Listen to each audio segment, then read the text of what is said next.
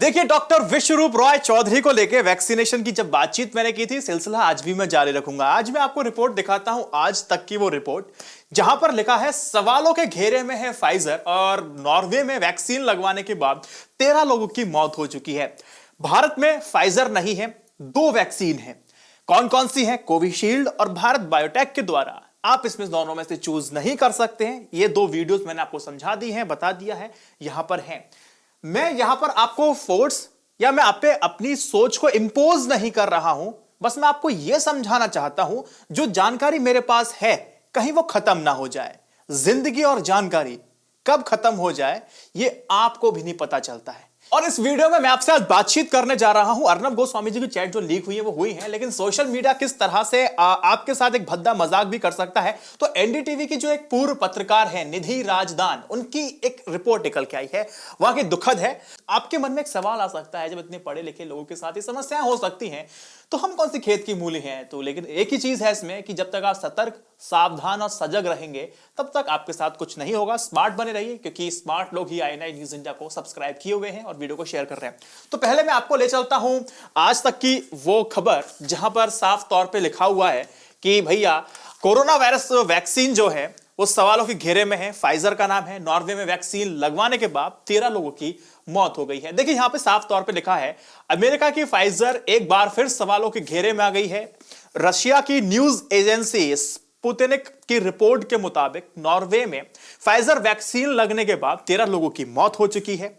इन मौतों के लिए वैक्सीन के साइड इफेक्ट्स इंपैक्ट को जिम्मेदार ठहराया गया है। मरने वाले लोग सभी बुजुर्ग और कमजोर हैं। नॉर्वे की मेडिसिन एजेंसी ने आग्रह किया है कि वैक्सीन को लेकर बहुत कम जोखिम का दावा किया गया था, लेकिन इसके बावजूद कमजोर लोगों को वैक्सीन देने पर फिर से विचार किया जाना चाहिए। I want to remind you कि ऐसा ही कुछ बयान भारत में कोविशील्ड और बायोटेक के लिए भी आया था। एक ने कहा था कि दूसरा पानी है और एक ने कहा था, सीरम इंस्टीट्यूट के लिए कहा गया था कि इनकी वैक्सीन की 70% साइड इफेक्ट्स हैं और इस साइड इफेक्ट्स ना दिखाई दें, पैरासीटामोल दी गई थी। तो ऐसे जब बयान आते हैं तो हमें द्वंद्व में जरूर डाल देता है। अब ये फाइजर जो भी एक वैक्सीन है, सबसे पहले लगना यही वैक्सीन शुरू हुई थी। तो मैं आपको बता दूं, तो मैं आपको यहां पॉइंट बताना चाह रहा था। देखो, नॉर्वे में दिसंबर के अंतिम में वैक्सीनेशन शुरू किया गया था। 67 साल के एक बुजुर्ग थे, उनको पहली फाइजर वैक्सीन लगाई गई थी। इसके बाद वहां 33,000 लोगों ने ये वैक्सीन लगाई जा चुकी है। वैक्सीनेशन की शुरुआत में इस बात की घोषणा कर दी गई थी कि कुछ लोगों में इसके साइड इफेक्ट देखने को मिल सकते हैं और वहां पर कुल 29 मामले सामने आ चुके हैं, जिसमें कुछ लोगों को मौत का भी खतरा हो चुका है। देखो, जहां तक मुझे अब याद आ रहा है तो फाइजर ने कहा था कि हाँ, लोगों को कुछ ऐसे सिम्टम्स आएंगे, कुछ ऐसे साइड इफेक्ट्स हो सकते हैं जो उनको उस इंग्रेडिएंट से होंगे अगर वो वैक्सीन नहीं लगाएंगे, और उस इंग्रेडिएंट से उनको जो प्रॉब्लम होगी, जो उससे साइड इफेक्ट होगा, वो ही साइड इफेक्ट इस वैक्सीनेशन को लगाने के बाद होगा। वो ऐसा नहीं है कि सिर्फ वैक्सीनेशन लगाई इसके वजह से साइड इफेक्ट हो रहा है। अगर वैक्सीनेशन नहीं लगाएंगे, अगर उस इंग्रेडिएंट का इस्तेमाल अगर वो करेंगे तो उनको ये समस्या होंगी जो साइड इफेक्ट्स होते हैं उस इंग्रेडिएंट को लेने के बाद। तो फाइजर का पहले ये आया था, लेकिन अब सबसे बड़ी बात तो ये है कि 13 लोगों की मौत हो चुकी है और 9 लोगों में गंभीर और 7 लोगों में कम गंभीर वाले साइड इफेक्ट्स पाए गए हैं।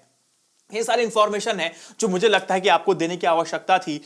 इसमें एक चीज बताया गया है, मेडिसिन की ने कहा है कि लगता है कि इनमें से कुछ मरीजों को वैक्सीन लगवाने के बाद बुखार और बेचैनी जैसे साइड इफेक्ट्स हुए, जिसकी वजह से वो गंभीर रूप से बीमार और उनकी मौत होगी। मैं द्वंद्व में हूं कि अब मैं इस पे अपना स्पष्ट व्याख्यान या अपना वक्तव्य क्या दे सकता हूं, लेकिन ये सारी जो इंफॉर्मेशन है ये देना मेरे लिए बहुत जरूरी है।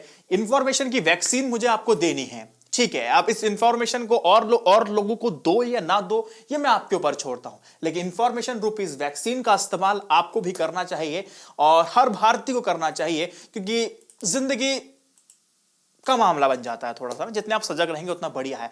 अभी रिपोर्ट्स आ रही हैं, ऐसा नहीं है कि मैं आपको कुछ एक तरफा चीज दिखा रहा हूं, नहीं, मैं जिम्मेदारी के साथ आपको हर एक वो बात बताऊंगा जो आपके हित में होने वाली, आपके परिवार के हित में होने वाली है।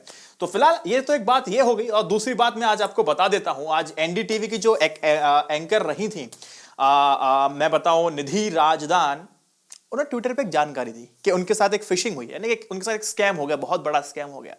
और वो स्कैम हुआ कैसे, आप सभी को पता है। निधि राजदान एनडीटीवी में कम से कम 21 साल से काम कर रही थी। और जो नौकरी उनको पेश की गई थी उसके बाद उन्होंने जून 2020 में इस्तीफा दे दिया था। अब ठीक है, आपने समझ में आया होगा कि हार्वर्ड यूनिवर्सिटी में एसोसिएट प्रोफेसर की जो नौकरी थी उसकी पेशकश की गई थी, उसके बाद उन्होंने इस्तीफा दे दिया था। अब निधि राजदान का ट्विटर टाइमलाइन अगर आप देखने की कोशिश करेंगे तो साफ तौर पे लिखा है, निधि राजदान का जो बयान आया है वो ये है कि पहले उनको बताया गया था कि सितंबर 2020 से उनकी नौकरी शुरू होने वाली है, लेकिन कोरोना महामारी की वजह से अब उनकी क्लासेस जनवरी 2021 से शुरू होंगी। अब निधि राजदान को एक बार को लगा कि चलो ठीक है, कोरोना का समय है तो चलो इस बात को थोड़ा सा इन्होंने बोला कि थोड़ा लाइटली ले लिया, और फिर बाद में कहा कि कुछ विसंगतियां हैं, उसको भी इग्नोर किया। लेकिन जब बार बार बातचीत होती है तो कई सारी विसंगतियां जब इकट्ठी हो जाती हैं तो निधि राजदान जो एंकर है एनडीटीवी की, तो उनका दिमाग चलता है। उन्होंने बोला कि मैं डायरेक्ट अब मैं हार्वर्ड यूनिवर्सिटी कॉल करती हूँ और वहां से पता करती हूँ कि ये पेशकश मेरे साथ हुई थी या मेरे साथ एक स्कैम हो रहा है या चल रहा है।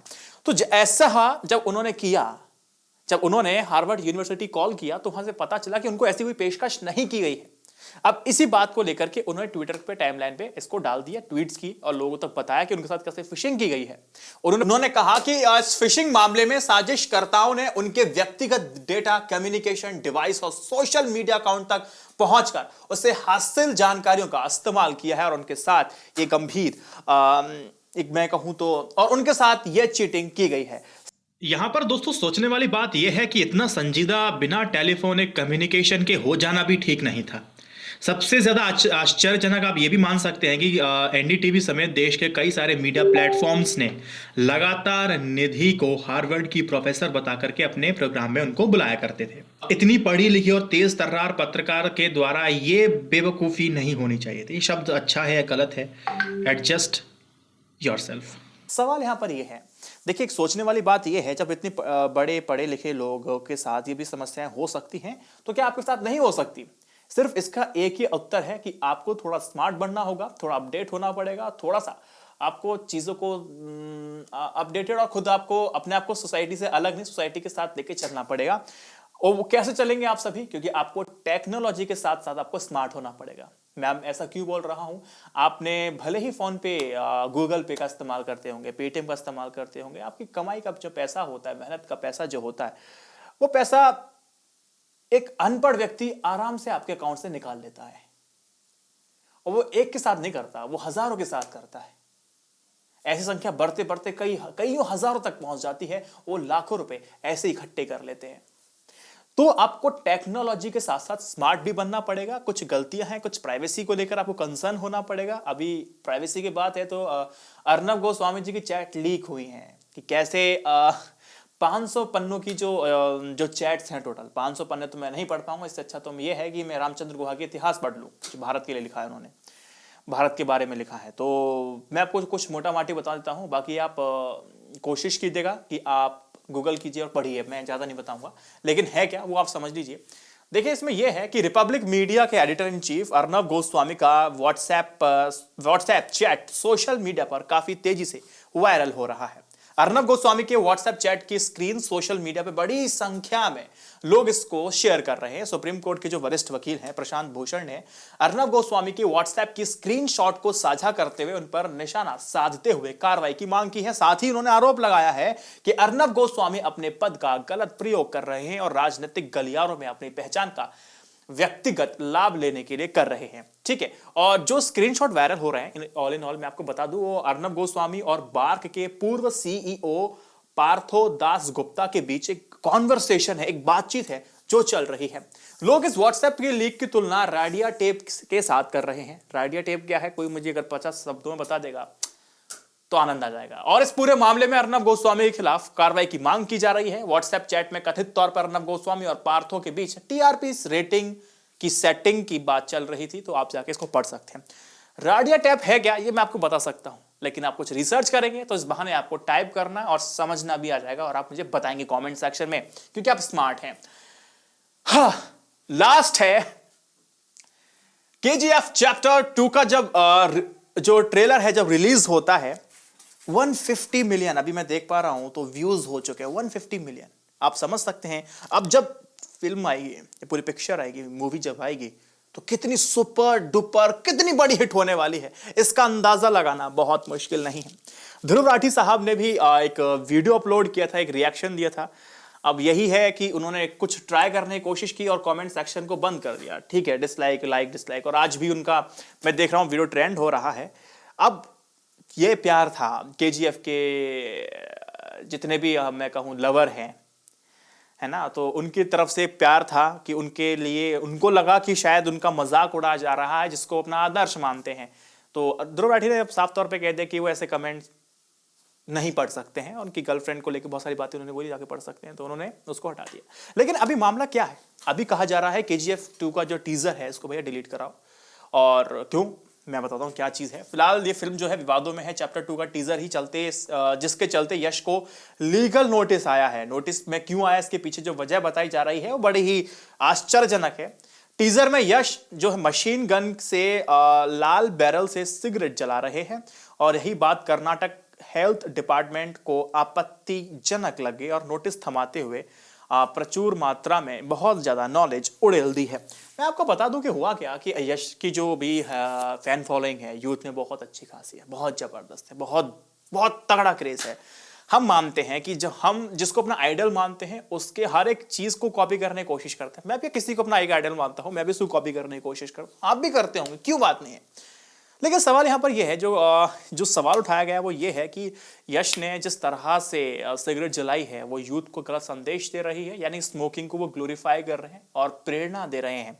और यहाँ पर ये कहा गया कि यहाँ कम से कम लिख सकते थे स्मोकिंग किल्स, स्वास्थ्य के लिए हानिकारक है, ऐसा नहीं लिखा है। ऐसा नहीं लिखने की वजह से बड़ी ग्लोरीफाइंग सी लग रही है कि आप आइए प्रेरणा दे रही यूथ को कि आप जा करके सिगरेट का इस्तेमाल कीजिए, स्मोकिंग का इस्तेमाल कीजिए। अब मैं आपसे एक बेसिक सा सवाल पूछना चाहता हूं कि डिस्क्लेमर को आप पढ़ते हैं नहीं पढ़ते हैं? अगर आप पढ़ते हैं तो डिस्क्लेमर का आप पे कितना प्रभाव होता है? अगर आप पे प्रभाव होता है तो आप जैसे फिर कितने लोग हैं जो उस डिस्क्लेमर को पढ़ने के बाद अपने विवेक का इस्तेमाल करते हैं? तो मुझे एक सवाल आपसे पूछना है, डिस्क्लेमर मुझे आप बताइए इस चीज को, मैं आपसे समझना चाहूंगा। एक अलग ही टॉपिक पे बात करेंगे कभी डिस्क्लेमर को लेकर, क्यों जरूरी होता है, क्यों जरूरी नहीं होता है। लेकिन सवाल यहां पर यह है कि यूथ को इंस्पायर कर रहे हैं। यूथ तो आज भी पी रहा है, कल भी पिएगा, पहले भी पी रहा था। अल्कोहल पीने से स्वास्थ्य आप सबको पता है, अल्कोहल पीने से हमारा लिवर डैमेज होता है, स्वास्थ्य खराब होता है, बहुत सारी चीजें होती हैं। कोरोना वायरस की वजह से जब लॉकडाउन लगाया गया था, सरकार की जो आस थी वो अल्कोहलिक लोगों से बहुत ज्यादा थी, क्योंकि अर्थव्यवस्था को ये शराब है वो उसने टिकाया हुआ है। कई कई राज्यों में 25% तक कंट्रीब्यूशन होता है सरकार की रेवेन्यू जनरेट करने में, तो शराब का इतना अहम रोल होता है।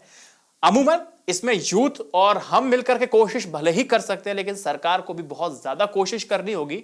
अब जो कुछ करना है भैया वो सरकार को करना है। अब सरकार करेगी तो अच्छा होगा। मैं जस्टिफाई नहीं कर रहा स्मोकिंग और ड्रिंकिंग को, लेकिन ये द्वंद्व वाली बातें मुझे वास्तविक रूप से बड़ी पसंद नहीं है। इस पे मैं डिटेल से बात नहीं करूंगा, क्योंकि क्विक अपडेट था मेरी तरफ से। शेयर कीजिएगा, क्योंकि शेयर करने की आदत आपको डालनी पड़ेगी। नमस्कार।